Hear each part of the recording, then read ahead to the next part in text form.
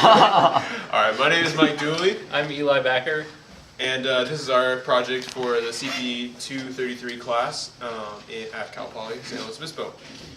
We started out in this quarter by implementing a CPU designed by our professor Jeff Gerfin and his associate Brian Mealy. And implementing the design took a long time because we had to learn how all the pieces kind of function together. And as we built it piece by piece, it all kind of came together. Register files and CPU or the control unit were a little more straightforward, and then things like the stack and interrupts were a little more difficult to implement for us. So our project is kind of an electronic music box that I will let Eli describe. Yeah, so using IR sensors on the bottom of this board, you can move your finger around and play different notes. So it's kind of like a harp, kind of like a music box. We had originally intended to run a piece of paper underneath it that had black and white strips on it, but that didn't really work, and we think this is more interactive anyway. So Mike's going to tell us a little bit about what the CPU does, and I'll run us through the hardware. All right, so because we designed our own hardware, the CPU doesn't actually do a lot of the work in this project.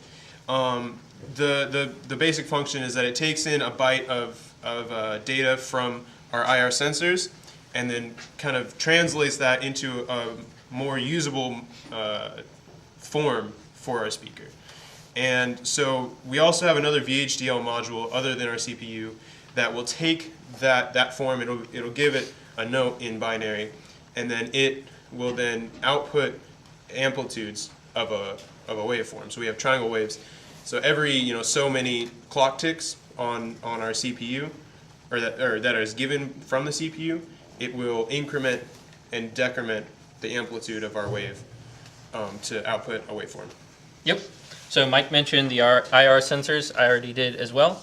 Here's a board that I designed and had fabricated. We have a Atmel 18 Mega 324P, which is basically a 8-bit microcontroller that I've programmed to do the analog to digital conversion from the phototransistors. They're sensitive to IR light, and also drive these LEDs and output 5 volts or ground or 0 volts on these pins, which run into one of the PMOD ports on the board. Board handles it, as Mike said, and then that goes out to a R2R DAC, which is a very basic digital to analog converter, and into an amplifier circuit, and out to a speaker. Also designed this board, has a nice silk screen on the bottom. So I'm going to turn it on, and Mike is going to play us something. All right, so the basic idea is you can just move your fingers back and forth. Can you hold it? Yes. Back and forth on the thing, and it'll play whatever note is covered most on the right side.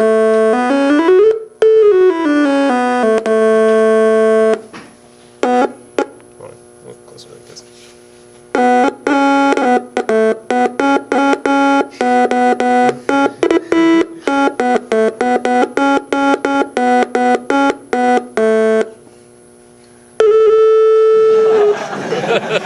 And that's our project. In addition, In addition to that, we have 4 different scales on here. So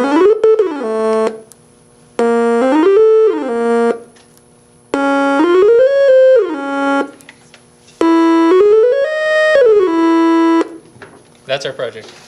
Very nice.